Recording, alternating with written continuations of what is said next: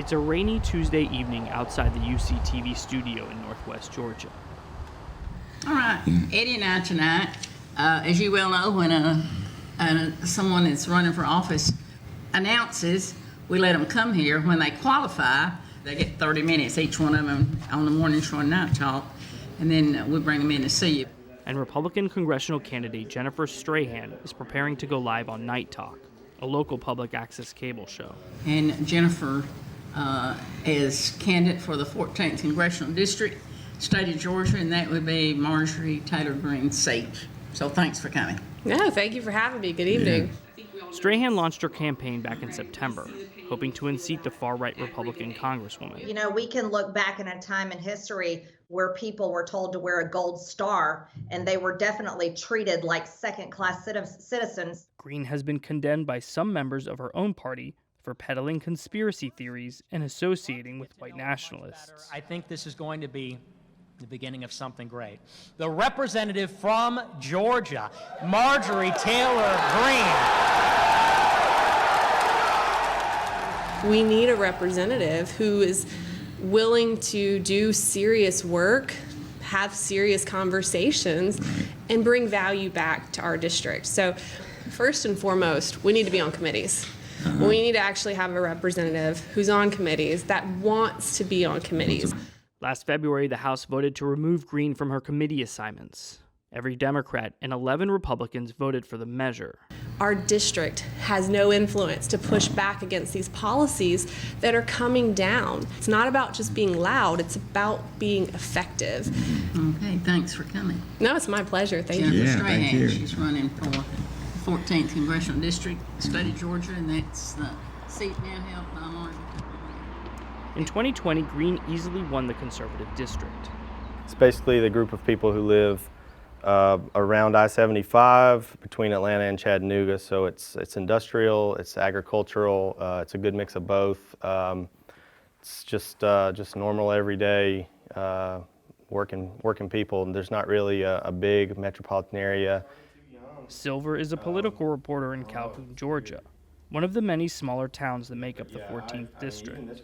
We have a weird political climate in Georgia right now, and I think everybody knows that a lot of money's being pumped in, a lot of eyes are going to be on Georgia in a lot of different races on a lot of different levels in November. Well, probably, I guess, May all the way through. He notes that Strahan's two main tests, especially in a non-presidential year, are getting people to the polls and finding voters who are tired of Greene's antics. I don't think so. I would bet that it didn't, but voters will surprise you. So maybe it has turned enough folks off, or some fringe voters that say, you know what, that's not for me. Voters like TJ Kaikobad, a restaurant owner in Dalton, Georgia. I don't want the person who just fights. I want the person who will try and accomplish the manifestos. And that's where, as I said, when you look at what they believe in, there's not a lot of difference. But I believe Jennifer would create an environment where people would listen to her. When did it become that if I disagree with you, we have to engage in uncivilized discourse?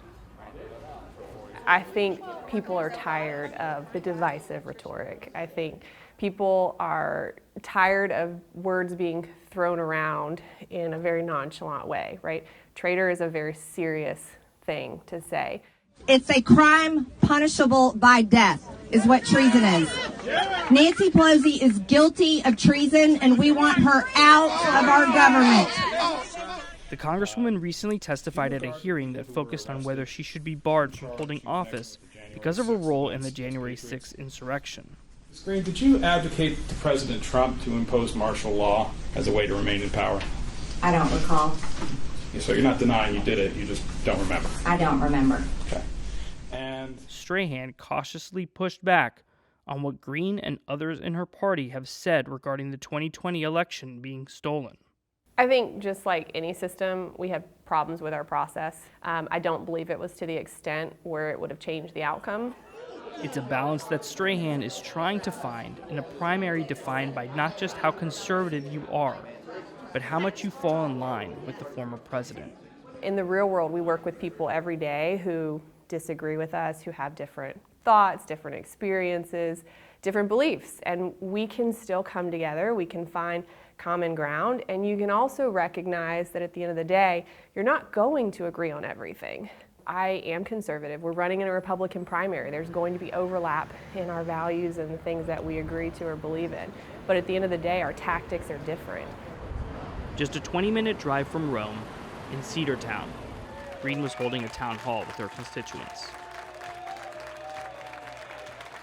So while the national news media and the bubble in Washington, the swamp, they want to tell everybody that MTG is crazy, here's what I have to say to them. No, it's you people that are crazy because the rest of the American people have had enough with it.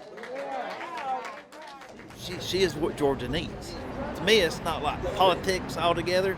She is like, she's above that, no bull crap, just, she's Marjorie. Is there anything that she's ever done that you should do that? Not really, no. Really?